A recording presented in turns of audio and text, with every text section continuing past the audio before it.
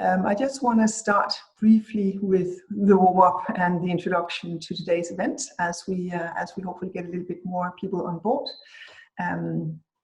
so we can get through today's agenda in time. So let me start by welcoming all of you to this first community event leading up to the Digital Education Hackathon of this year. It will happen in November 12th and 13th this year, and we are looking very much forward to hopefully see many of you at that event. The Digital Education Hackathon is a platform for the co-creation of the future of digital education, and I know that many of you here on the call today will participate either as participants or as hack hosts, and we are looking very much forward to kick off this journey with you.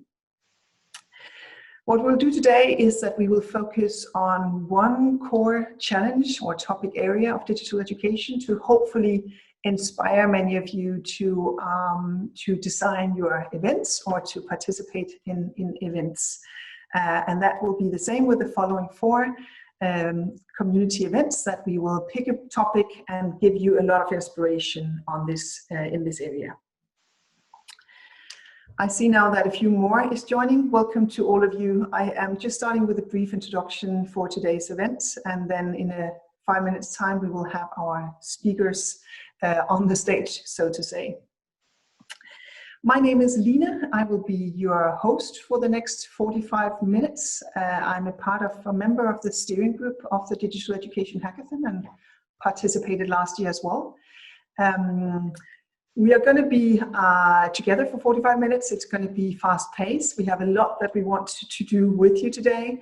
But if you have any issues, any challenges, any questions, please don't hesitate to put them in the chats in the bar below the picture here.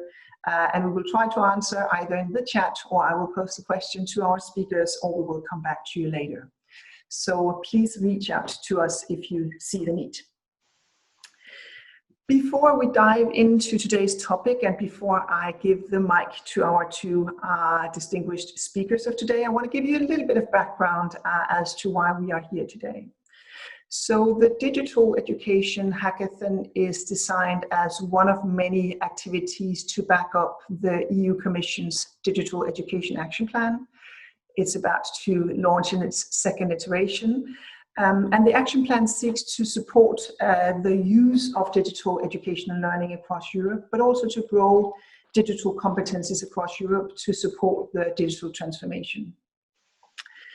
That makes a lot of sense because education is for sure the most powerful transformative force we have in society.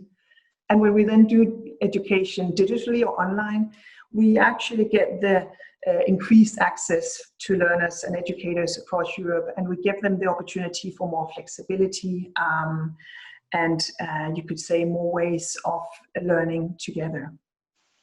On top of that, you could say that digital education potentially comes at a lower cost than ordinary education, and it doesn't really harm the environment as much as ordinary education because we don't have to travel around Europe to do our different courses and trainings. So a lot of good things to say about digital learning and education. Right now, we are, due to the COVID-19 crisis and lockdown, operating in what many have started to call the new normal of learning, so to say. Following the lockdown that pushed a lot of learning and training and education into cyberspace at a very, very fast pace, we are now all trying to adapt to this new normal with the challenges that comes with it. So what we want to do today is to invite our two speakers to reflect a little bit on this new normal and how digital learning has suddenly become on everybody's agenda. I want to present to you, before I give the mic to the speakers, I want to present to you who they are and what they bring to the table, so you know what skills and insights we have with us today. So first of all, let me welcome Ariana Blatzik. Welcome. Hello. You are, and now I am going to look at my notes here because this is a very long list. You are a language arts teacher, education technology consultant, a course designer, and an international speaker. You hold a Master's of Education from University of Zagreb and a course designer diploma from Carnegie e-Learning Academy. And then I know that you've been 1 year at Penn State University. So you've done your share of education. You also work as a teacher trainer with the International Expert Team for Curricular Reform at the Croatian Ministry of Science and Education. So a lot of knowledge and insights on your table for sure. Next to you we have Bart. Bart Verschwevel. Welcome, Bart. A very warm welcome to you as well. Bart, you are a Belgian educator and expert trainer who works as a senior pedagogical advisor at European SchoolNet in Brussels.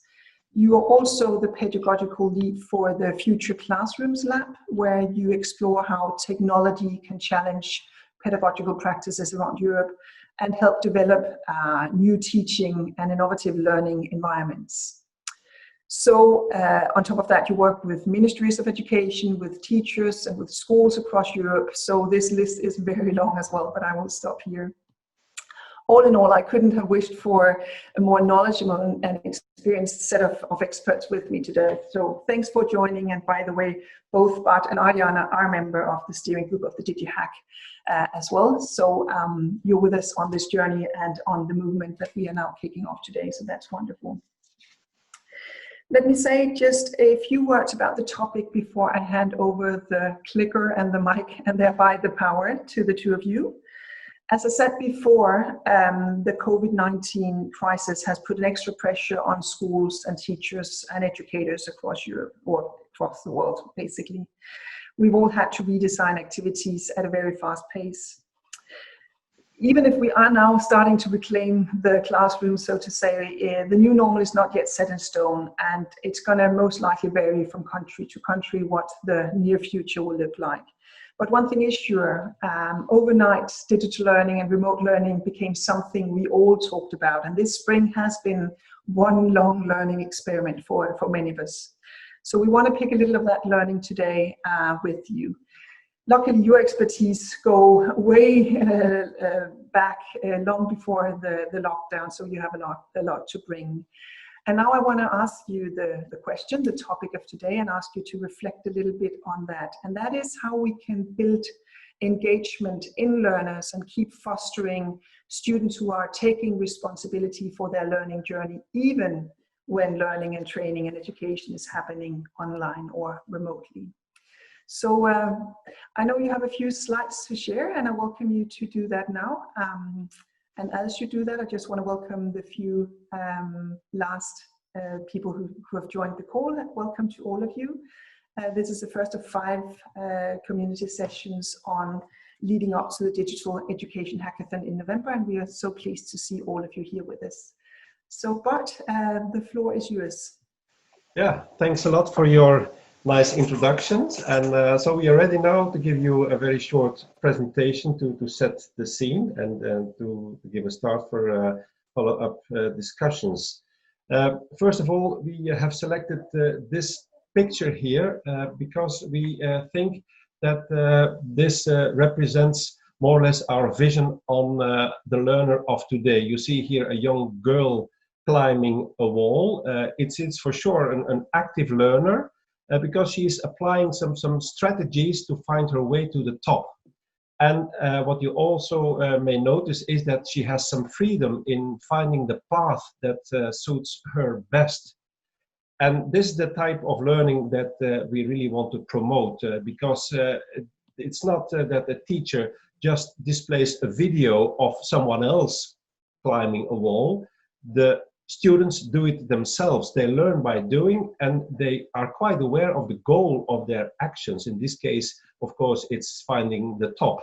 So as you can see, there's also a rope, and then we may think that it could be held by a teammate. So this could be a representation of a group activity with different interdependent roles. Anyway, to organize this type of teaching and learning, you need the right environment. And you could say that you need the environment that is more or less an ally for your pedagogical view.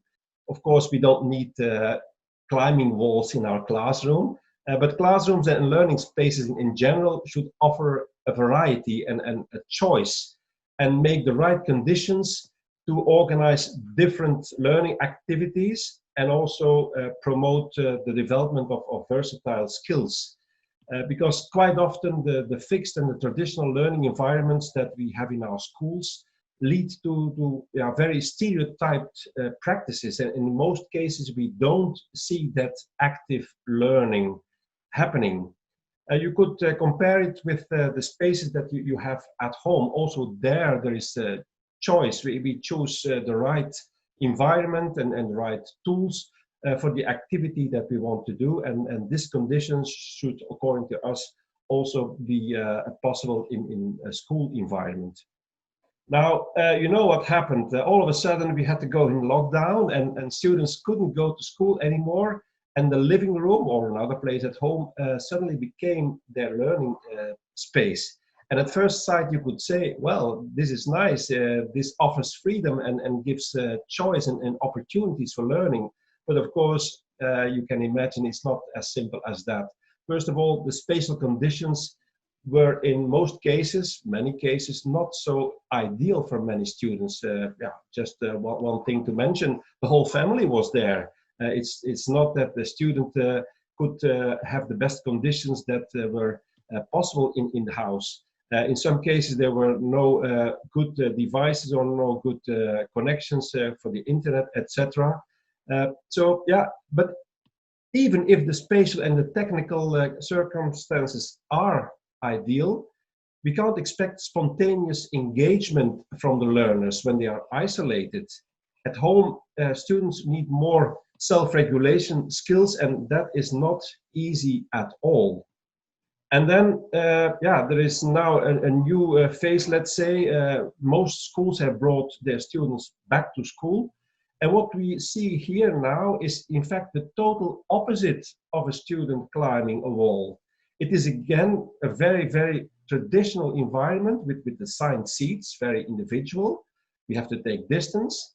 And something else, that the students, as you can see, they wear masks as if they were not allowed to speak. Of course, I exaggerate this. It's not like this, but you will agree with me that this is not the school that we want at all. And in this environment, we also see that the teaching has been reduced to lecturing again. So the very old type of lecturing has come back in this new space that we have created in the schools that have reopened. Again, very understandable in the given conditions, but we think that even in these circumstances, we must try to have the ambition to organize active learning and think of that girl climbing the wall. Okay, Bart, thank you for this wonderful part. I would agree with you that it really looks like both school and home have already become part of the new normal framework, so to speak. And I know also very well that educators from across the world have been discussing all these different scenarios and how to implement them in their different settings. Because we all want to include activities in the physical school building. It could be with reduced presence of students, either that they are coming in turns on alternate days or weeks, or in the case where students have no other option but to stay at home. However, I believe that this requires quite a lot of flexibility from all stakeholders, in particular teachers, so that they can manage different scenarios in this hybrid learning framework. So the question is, what can we do now? I think the most important is that we accept this new reality, and we simply need to forget the survival mode of the first months of the crisis and try to embrace the opportunities as well.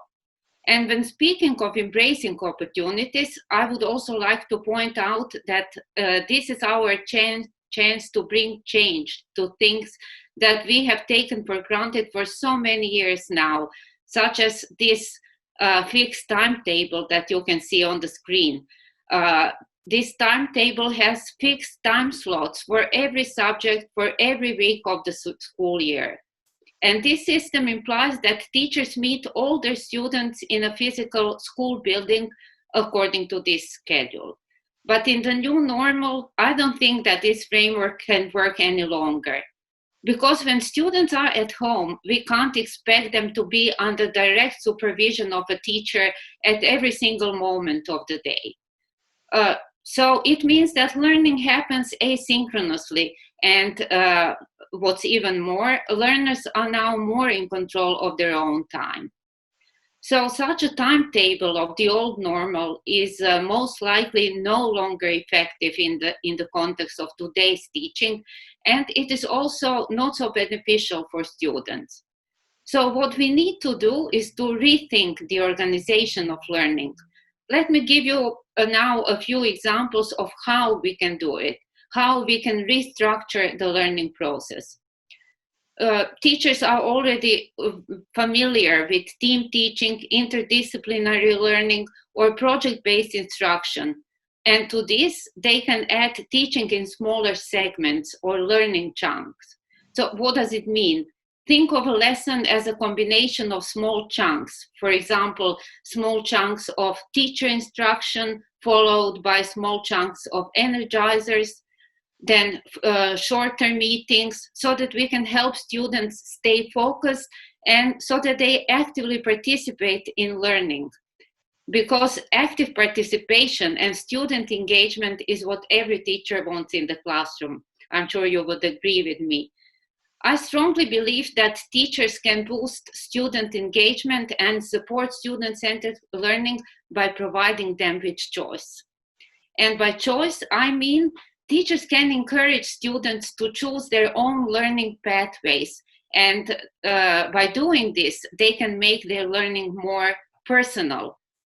And teachers can do this by letting students set their own learning goals, choose their own learning materials, make decisions, make substantial decisions about, for example, which activities they will complete, in which order they will do it, also how to organize teamwork, or even how to design their own learning space. Providing students with choice amplifies students' voice. Students become autonomous and confident, and I strongly believe they have agency. They have agency to take responsibility for their learning. And they can demonstrate their learning in so many different and also so many creative ways. Just let them choose what they find most meaningful to show what they know, or even, why not, let them create new knowledge. But then again, this leads to new challenges for teachers. How can teachers assess student learning and the products they create? I think we must also change our assessment practices. We must make a shift from grading rote learning, rote memorization, and grading facts to assessing deep learning and assessing creative artifacts produced by our students. Thank you. But I think we need to add a very, very important element here. A school is more than learning. It's more than a place for intellectual activities. When students are at home, it's not enough to provide them with a list of tasks. So let's not limit down, let's not reduce school, as I said, to intellectual activities, because the school as a whole gives the students the structure and the social framework to grow and to develop as a person. And even if when students are physically isolated, we need to provide this framework for their personal growth. So we need to integrate social and emotional connection, even though when students are at home, students need to meet their peers, and they also need to have contact with their teachers in their role as mentors, not just in their role as learning providers, but also in the role as a role model in mentoring their journey to maturity. So the new normal must integrate this social and emotional aspect of a school, and this is definitely also a challenge in a hybrid setting, I would say. We want to finish this short introduction presentation by going back to the initial picture that we have here. And you can read here that going hybrid is indeed a challenge.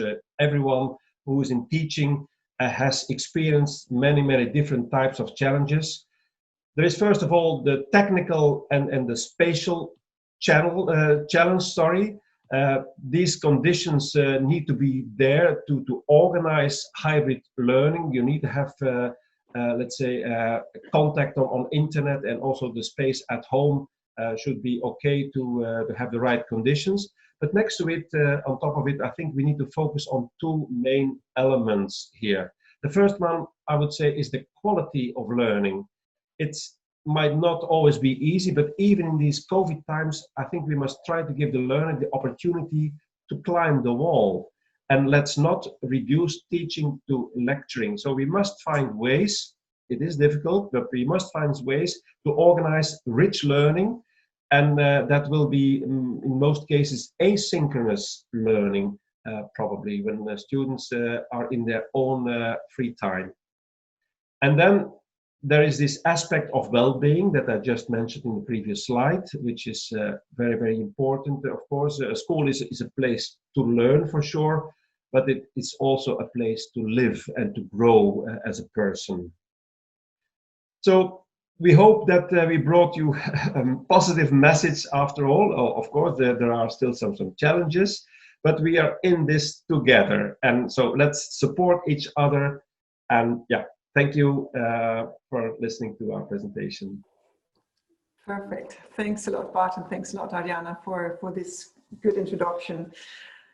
As I said in the beginning, I mean, today is not about giving all the answers. I mean, we are a lot of people, and we know that this is not a time where there are a lot of fixed solutions yet to the challenges we see. This today is very much about inspiring each other and pointing towards the important challenges that we want to hack when we come to November 12th and 13th for the Digital Education Hackathon Day.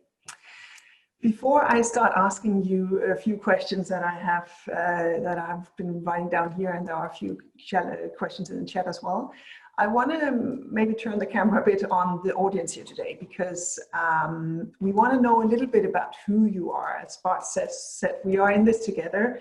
We know that many of you will be hosts or participants of the hacks in November, of the DigiEduHacks in November.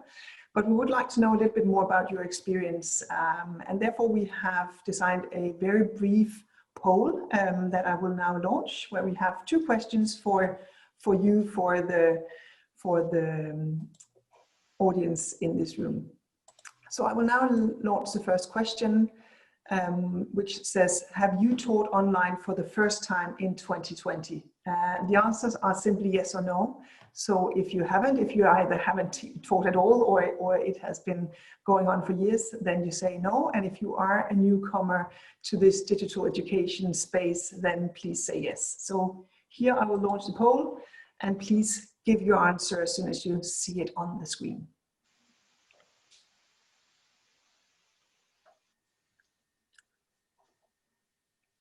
So it seems that we still have a few people are answering here. So let me keep it running for a few more seconds.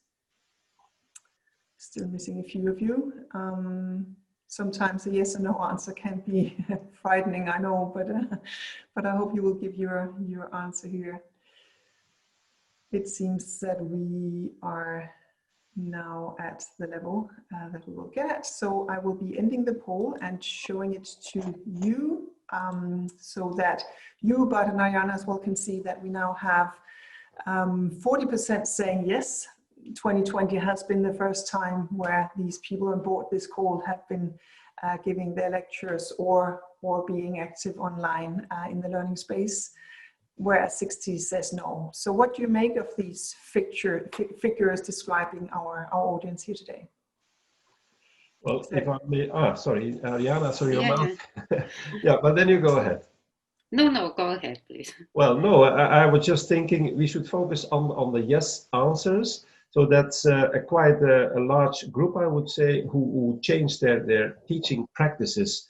The no's could either be not involved in actual teaching, or they could not be newcomers and still continue what they already have mastered and bring it into practice.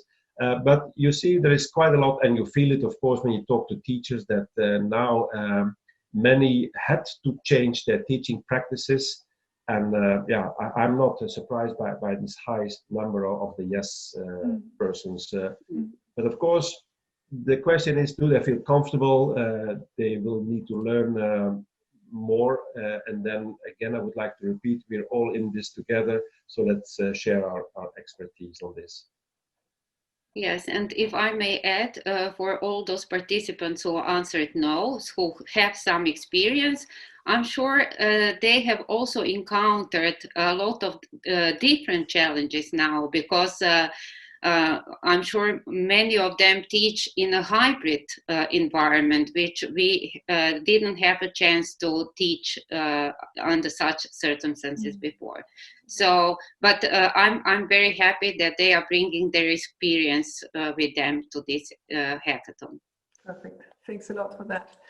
As I said before, we do have a second poll as well. I would like to launch that now as well. And that goes a little bit more into details, as we want to know and understand from your side, what are then the core challenges that you are meeting when you are out there online or digitally working in the learning space.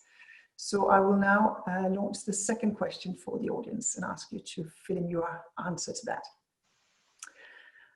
And you can actually answer more than one answer if you or click off one than more answer if you feel there are more issues here that are relevant. But we want to ask you to focus on the most difficult issues when you're bringing your online into this new normal, hybrid or digital, or whatever it is.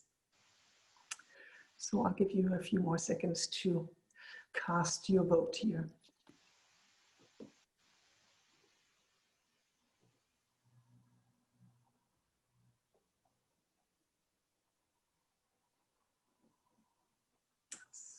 So we have a little more than half of you have given your answer now. Let's see if there are a few more who want to have a say.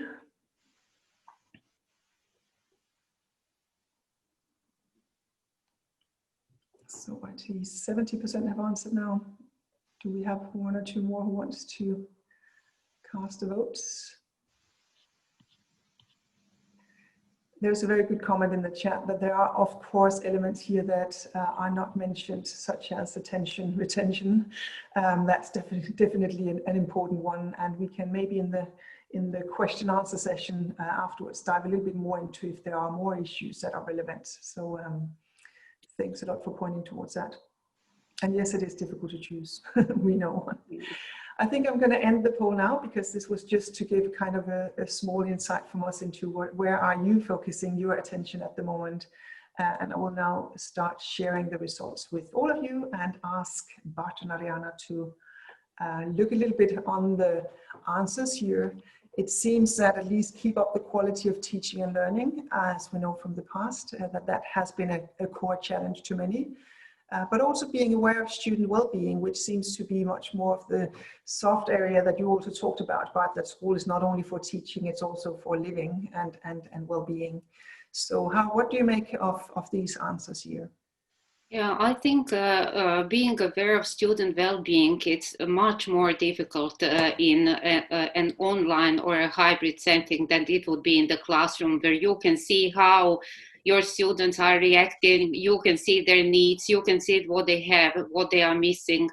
But this is really a challenge online. So we need to find some ways, how we can reach out to students and how we can help that they feel not isolated, which we have also experienced in this past spring. So these are all the challenges that we need to tackle. Yeah, so the two top answers are in fact the two keywords of our presentation. As you said before, it's about learning, and it's also about personal development. And I would say that the answer, which is with 56%, ensure dedicated group work among students, in fact more or less combines those two themes. it's difficult in a classroom setting to organize group work now with the distance that we need to take, but it has also been a challenge when we were in lockdown to make students collaborate, and this I think looks a very nice thing for a hackathon to think about it, how we can have this online collaboration at a higher level, and ensuring that they can benchmark with their peers, because that is very, very important in learning, I would say. But agreed, all the answers get at least some votes, and yeah, it's not a comprehensive list of challenges. There are many more. Perfect. So let me stop sharing the results here and just thank the audience for jumping on this small poll exercise with us. What we want to do now is really to dive into some of the topics that Bart and Adriana has been kind of pointing towards in the first half hour here, and maybe get a little deeper and still keep the perspective of inspiring each other to focus on areas where we should see, hopefully see a hack during the hackathon day, the DigiEduHack day in November, because it's a topic that needs some work and some hacking. So Ayana, I know that you've been talking quite a lot about adding structures, and you had this very nice visual of actually rethinking the old kind of overview of teaching hours into more kind of flexible teaching blocks of many kinds. How would you say that can be done if we are not seeing each other and we are more remotely? How can the interaction between the teacher and the educator and the learner actually happen in a new setting?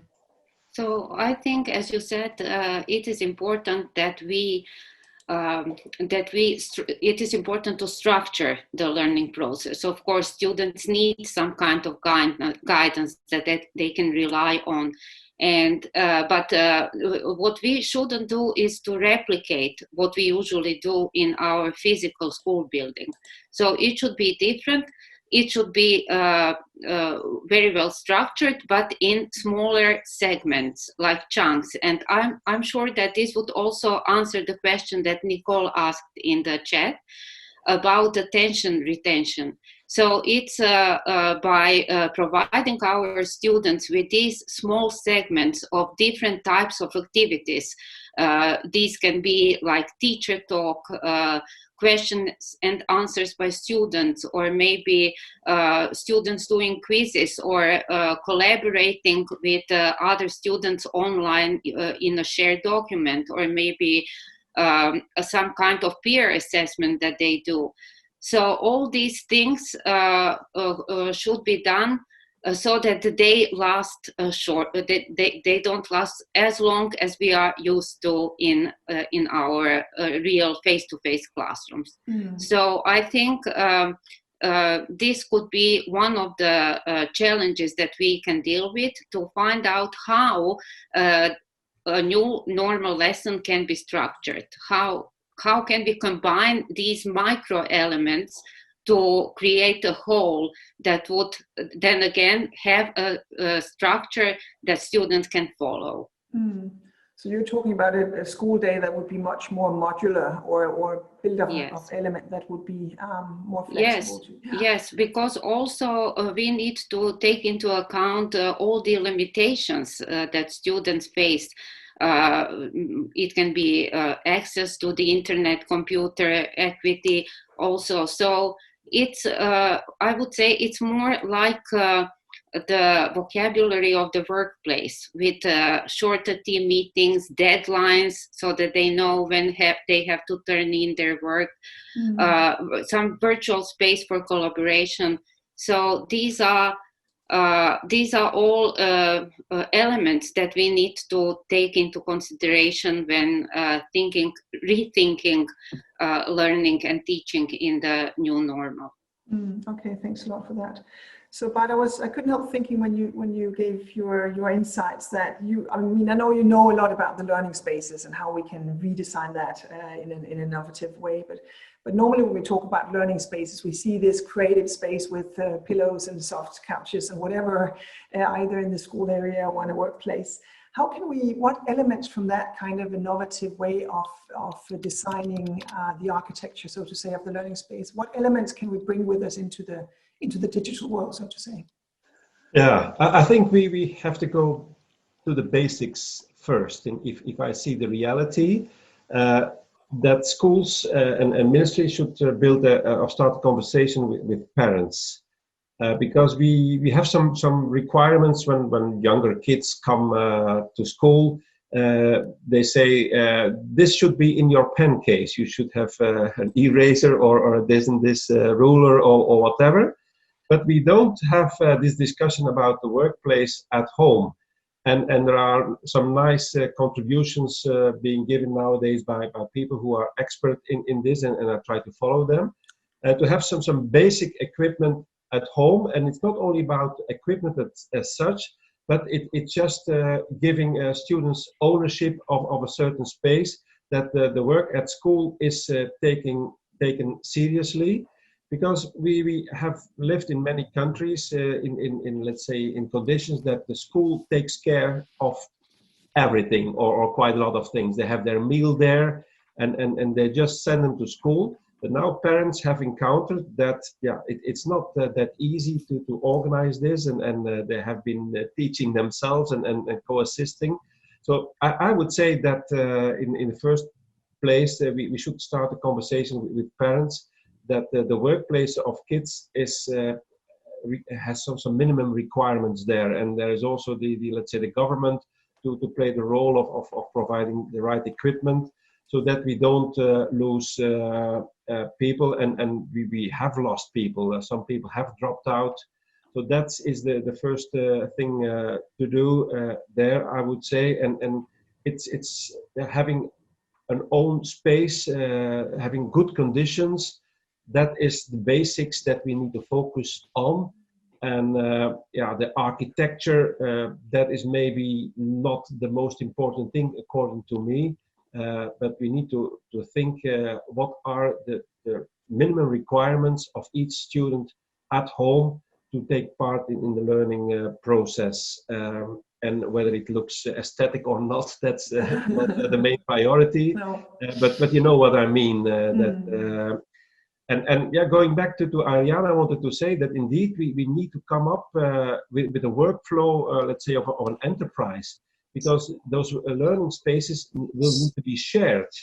It is the same as you would have in the company where I work. We have some spaces where you can have small meetings, but you have to book them.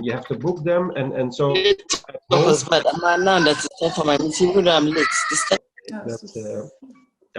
Okay, maybe I'll finish my contribution here. That was me organizing. That was the alarm. No, sorry for muting you, Binta, but we wanted to get Bart a chance to finalize his comment. And actually, time is running, and we have set this up to be only 45 minutes for people to have a chance to participate. So what I want to do for the last couple of minutes here is actually to ask you to really take on the glasses of, now we are all of us going to participate in these hacks in November. And I want to ask you, like, what do you, Bart and Ariana, think are the most kind of pressing or important challenges that we would love to see somebody hacking during the event in November? So what's the main challenge area you would like to see us work with? And maybe also, if you have an idea, where should people look for inspiration to design a hackathon that would have good knowledge, let's say, and inspiration on board for the participants?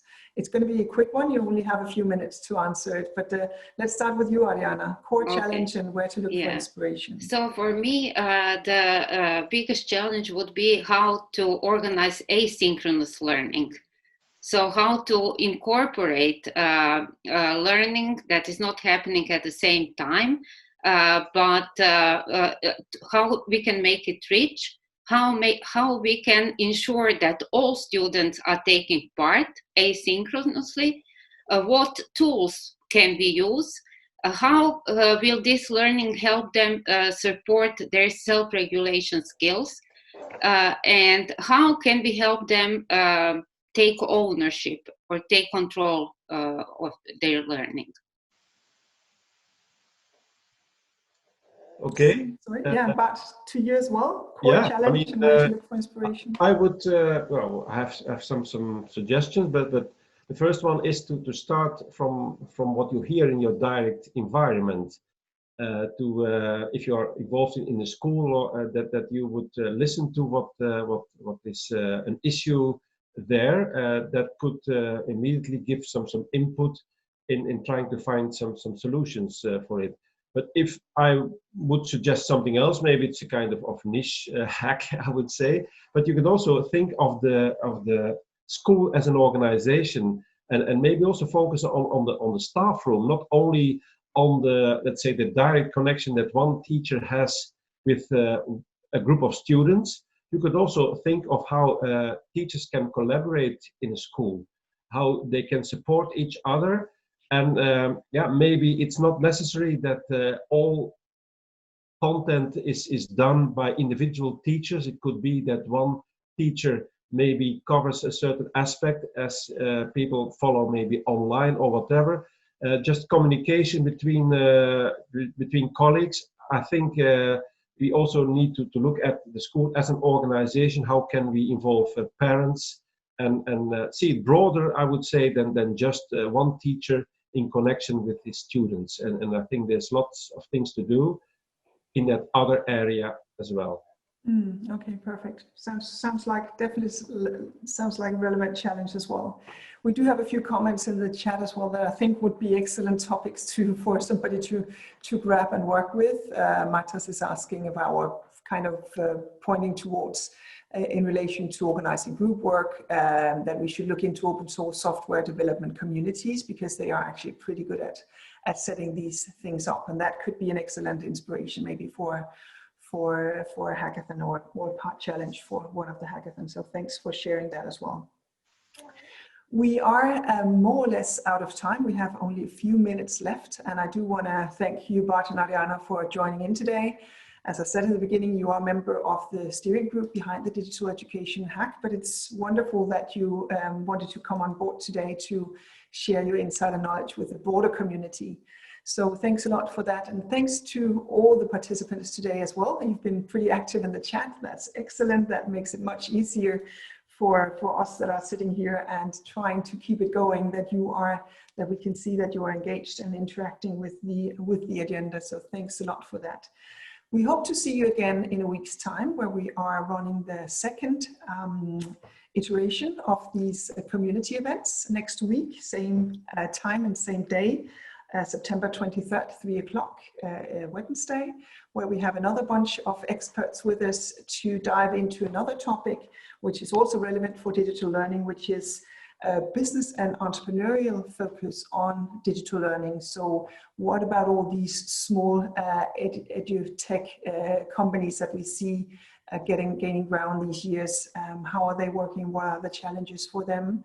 And that's going to be super interesting as well. And we have, as I said, 5 of these community events coming up. So there is more than one opportunity for all of you to get some inspiration for your potential hacks or your participation in one of them. So with that being said, I just want to say thank you for being with us today, for playing along with the polls and the interaction in the chat, and hope to see you all next week. If you have questions, you are more than welcome to reach out to us, and you can find emails on the Digital Education Hackathon website, so that you know where to reach us. Hope to see you next week, and stay safe out there until then. Bye-bye. Bye-bye.